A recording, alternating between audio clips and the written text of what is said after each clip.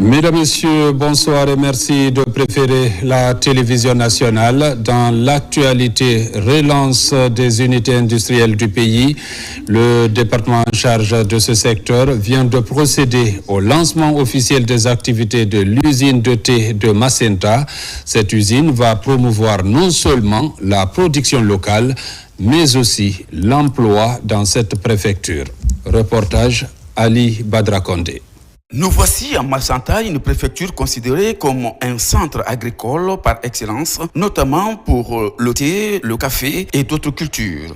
La présence de cette usine de transformation construite depuis les années 1960 est une parfaite illustration. Et aujourd'hui, l'usine fonctionne sur la base d'une convention qui est signée entre l'État guinéen et la société Soproma pour une période de 35 ans renouvelable. Donc, le promoteur est en train aujourd'hui de mettre toutes ses capacités financières pour pouvoir démarrer l'entreprise. Et l'État est prêt aussi à accompagner. Voilà, ici à l'usine, on fait le thé qu'on appelle le thé orthodoxe. C'est le thé qui est reconnu par sa saveur et par son arôme.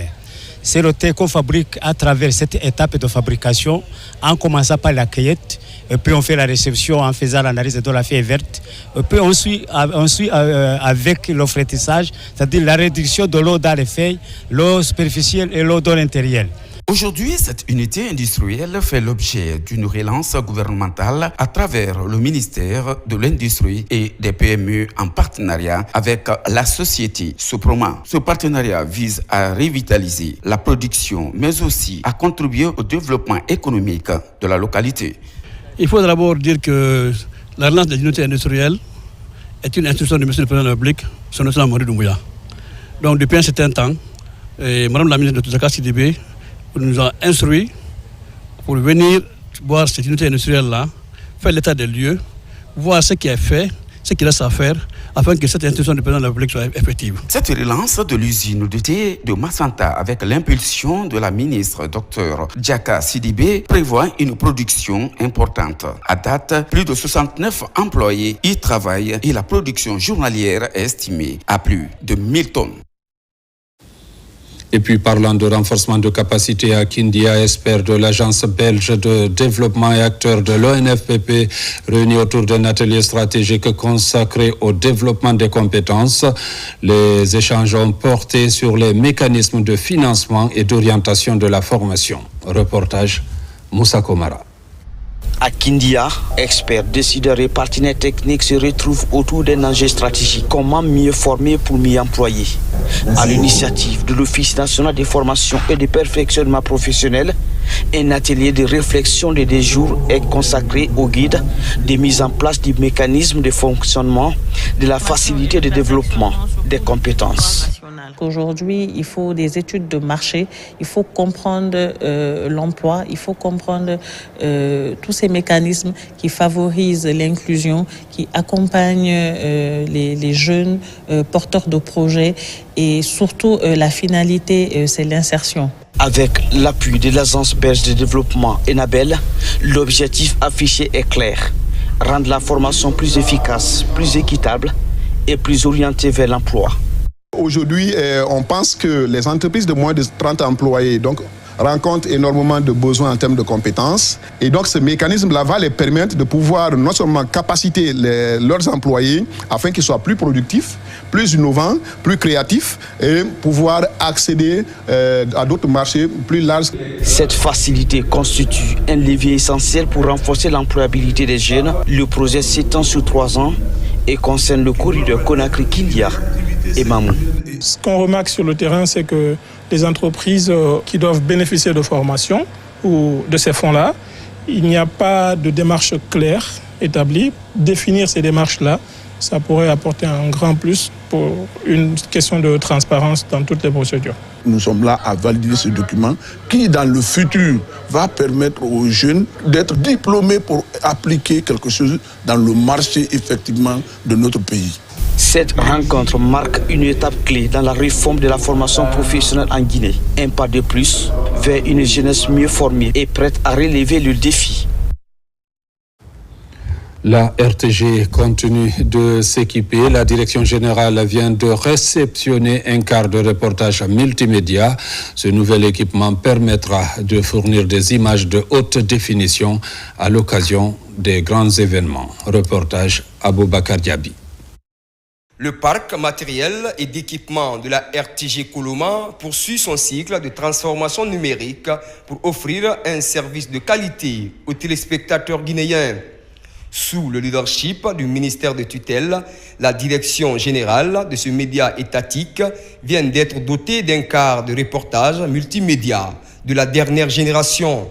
Cet équipement est octroyé conformément à la commande pour satisfaire le besoin d'information en temps réel sur toute l'étendue du territoire national. C'est l'un des quarts les plus rares qui peuvent, par exemple, recevoir 12 caméras à la fois. 4 caméras en fibre optique, les caméras qui sont là, 4 caméras en SDI, 4 caméras en HDMI.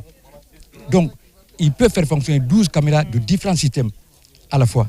Intégrant des systèmes numériques très sophistiqués, l'acquisition de cet engin tant attendu suscite un engouement au sein du personnel professionnel de la RTG Koloma. C'est une grande joie de recevoir le quart de reportage aujourd'hui de la RTG, c'est écrit dessus RTG, et la joie est immense.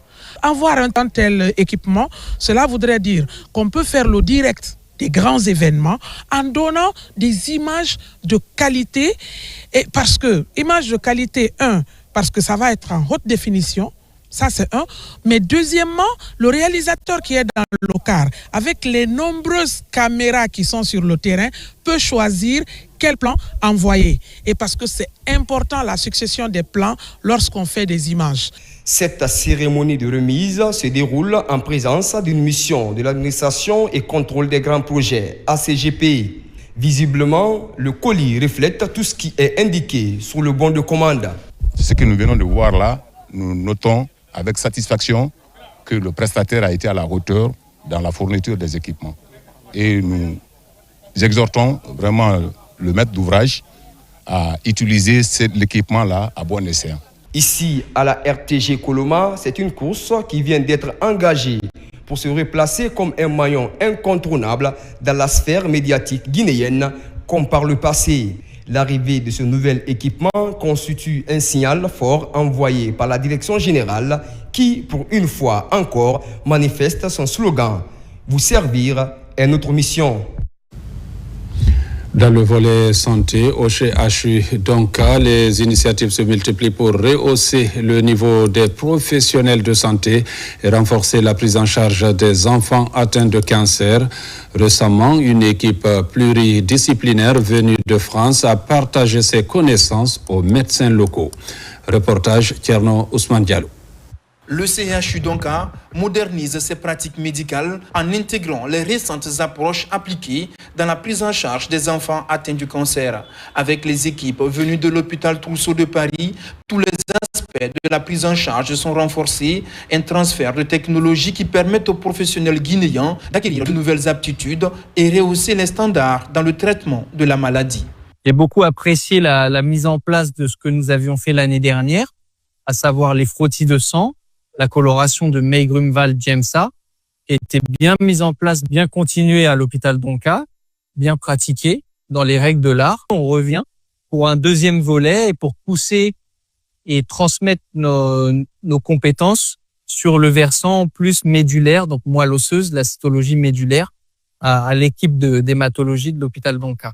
La venue des équipes de l'hôpital Trousseau de Paris au CHU Donka s'inscrit dans une logique d'investissement consenti par la concession pour former le personnel de l'hôpital national Donka et réduire significativement les évacuations sanitaires. Nous avons reçu une équipe multidisciplinaire de 10 experts qui ont travaillé avec plusieurs services, que ce soit la pédiatrie, la chirurgie pédiatrique, le laboratoire, la pharmacie, l'anatomopathologie, mais aussi la radiologie, pour vraiment arrimer la prise en charge des différentes leucémies à l'hôpital national Donka. Donc c'est une mission qui a été couronnée vraiment de succès. Alors la pharmacie s'est considérablement réorganisée. Voilà, ce qui est un atout majeur pour votre établissement. Les commandes sont anticipées, voilà, pour la continuité de la mise à disposition des médicaments. C'est vraiment beaucoup plus performant, donc bravo. Et puis on reste à vos côtés, voilà, pour continuer cette coopération avec quelques pistes sur l'anapat et l'imagerie, voilà, pour continuer à progresser. Cette année, le CHU donc envisage également de renforcer son programme de développement des capacités du personnel médical et paramédical avec de nombreuses missions attendues et l'envoi de médecins guinéens à l'étranger. Publication par le Club des jeunes filles leaders de Guinée du rapport biannuel de ses activités. Les données présentées vont servir aussi l'État et ses partenaires dans la lutte contre les violences basées sur le genre. Alpha Yassila. Il n'y a pas longtemps, dans cette salle, le Club des jeunes filles leaders de Guinée avait réuni les acteurs de la société civile, les partenaires techniques et financiers, les institutions nationales et internationales en charge de la protection de l'enfance et de la jeune fille pour un seul objectif, présenter le rapport biannuel du club. Ce rapport biannuel 2024-2026 est essentiellement consacré aux résultats atteints pendant ces 2 années d'activité sur le terrain. Je tiens à exprimer la profonde reconnaissance du Club des jeunes filles leaders de Guinée à l'État guinéen à travers le ministère de la promotion féminine, de l'enfance et des personnes vulnérables pour son engagement institutionnel et son engagement constant en faveur de la protection des filles. Créé en 2016, le Club des jeunes filles leaders de Guinée demeure parmi les meilleures organisations de la société civile guinéenne qui luttent contre les violences basées sur le genre. Les filles du club sont assez mobilisées sur le volet communautaire parce que nous estimons que plus nous sommes proches de la communauté, plus nous sommes proches des jeunes filles, nous avons la latitude d'écouter de quoi elles souffrent et de prendre en compte leurs besoins. Mais cela ne peut pas se faire qu'avec nous seuls nos efforts. C'est pourquoi nous remercions encore par ce rapport biannuel les partenaires qui ne cessent de nous accompagner, ces grands frères, ces grandes sœurs qui ne cessent de nous conseiller dans ce que nous faisons. Ce rapport est considéré comme l'un des plus complets de la société civile car il est collecté au plus près des communautés, là où les statistiques officielles sont parfois incomplètes. La commune urbaine de Forêt-Caria a adopté son budget primitif pour l'exercice 2026. Réunis en session ordinaire, les membres de la délégation spéciale ont examiné et approuvé à l'unanimité les documents budgétaires conformément aux dispositions du Code des collectivités locales. Sidiki Sissé, Marouane Kamara. La commune urbaine de Forêt-Caria se dote d'un budget pour l'année 2026. En session ordinaire, les membres de la délégation spéciale ont procédé à l'examen et l'adoption du budget primitif de l'exercice 2026. Pendant plusieurs heures de travaux, les documents budgétaires ont été analysés en détail, conformément aux dispositions du Code des collectivités locales. La commune urbaine de Forêt-Caria a arrêté en recettes à la somme de 1 261 583 366 francs. Et en dépenses à la somme de 1 152 493 674, avec un excédent de clôture de 109 89 682 francs. Il retrace les réalisations effectives des recettes et des dépenses au cours de l'exercice budgétaire au regard des prévisions. Au menu des échanges, les recettes, les dépenses de fonctionnement et d'investissement de la commune ont été minutieusement analysées par les participants. Un engagement commun en faveur du développement local et de l'amélioration des services publics au bénéfice des populations. C'est la première fois que les conseillers se lèvent pour construire une route. La commune urbaine clôture un cimetière. La commune a pu construire un pont à Madina. Au niveau de votre budget qui était prévu pour l'année 2025, il y a eu l'augmentation au moins, disons le 13% du budget, de l'augmentation sur ce qui était prévu comme budget et autres. Donc c'est extrêmement important de voir et de rehausser avec votre session, avant même d'adopter le budget, voir qu'est-ce qui est programmé dans les perspectives pour l'année 2026. Avec l'adoption de ce budget, la commune urbaine de Forêt-Caria se dote d'un outil stratégique pour conduire ses actions au cours de l'année 2026 dans un esprit de transparence, de responsabilité pour un développement durable. Mesdames, Messieurs, c'est la fin de cette édition. Merci à vous qui nous suivez du côté de Forêt-Caria comme partout ailleurs dans le monde. Bonne suite de programmes sur la télévision nationale.